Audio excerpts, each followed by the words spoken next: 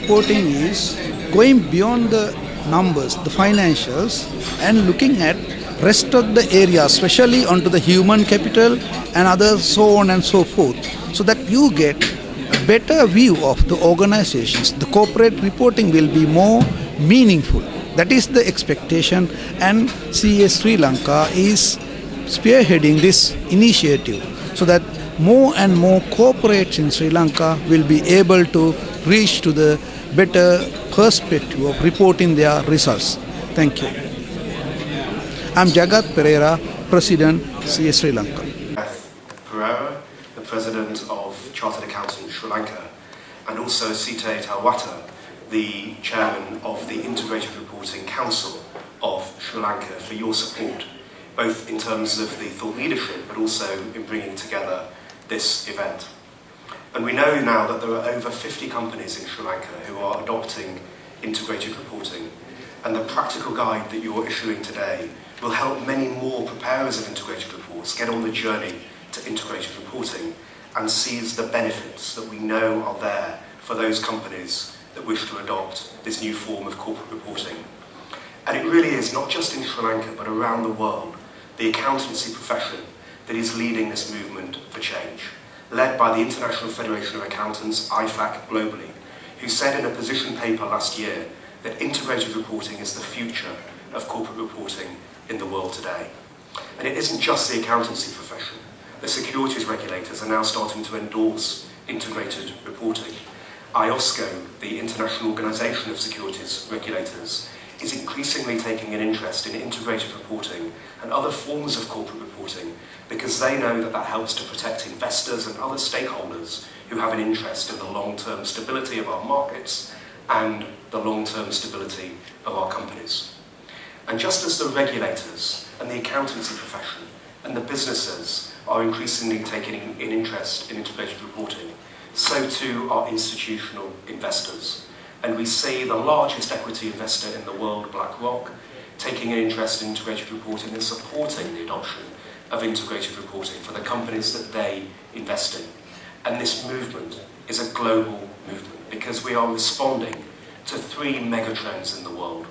The first is that the global risk profile of the world has changed. If you look at the World Economic Forum's Global Risks Report 10 years ago, the vast majority of the risks were financial in nature. But 2019's Global Risks Report highlights that today's risks are all non-financial. They relate to climate change, to sustainable development, to inequality.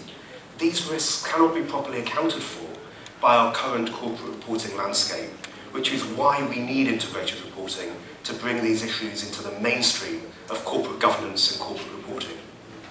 The second megatrend is that the nature of value has changed and changed permanently. 40 years ago, you could track the performance of most listed companies looking at their financial performance and their financial data alone. Whereas today, most of the value of a company is accounted for in the intangible assets of the business, the copyrights, the brand, the intellectual and human capital of the business. These are the issues that are the majority drivers of value creation in the modern world. So again, we need a new framework, new tools to help companies to adapt to this new reality. And the third megatrend that we're seeing is that because we haven't been speedy enough in adapting to the first two changes, we're seeing a fall in trust in business by stakeholders. And this is represented in the annual Edelman Trust Barometer, which shows that over the last few years, stakeholders' trust in business has fallen to a new low. But the good news for business is that stakeholders see business as a way of adapting to these new changes, and they look to CEOs and CFOs of companies to take responsibility for challenging issues like inequality, like climate change, like sustainable development, to help rebuild trust, rebuild the reputation of businesses. And that is what integrated reporting seeks to do. And your movement in Sri Lanka is really part of a wave of momentum, not just in South Asia, but around the world, that is now starting to change the corporate reporting landscape.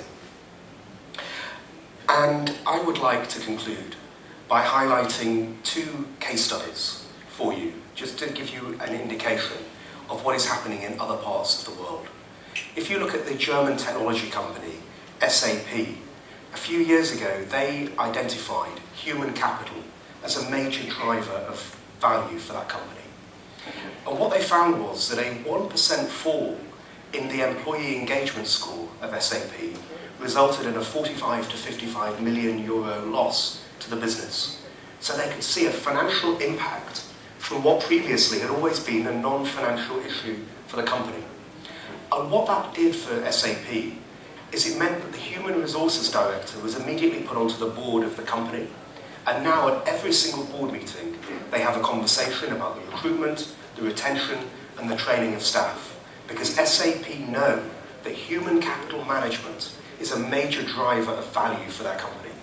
So what integrated reporting seeks to do is drive those connections, what we call integrated thinking and integrated governance, which is really so important on this journey towards integrated reporting.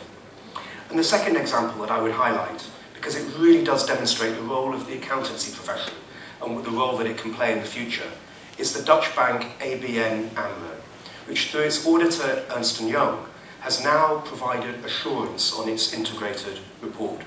And this is a new development that we're seeing in the world, assurance on these new forms of corporate reporting to help build the trust and confidence of stakeholders in the new information that is being provided by companies. So I hope that provides you with a snapshot of what is happening in different parts of the world, the evidence that we're seeing showing that integrated reporting leads to a lower cost of capital, improved share price performance, and it helps you to attract more long-term investors. That is the business case for integrated reporting, and the accountancy profession has done so much globally and in Sri Lanka to bring this business case to life. So I congratulate you for the publication today of the Handbook on Integrated Reporting that I know will be such an important part of the toolkit of Sri Lankan businesses. I thank you for your support, and I congratulate you on this successful event today.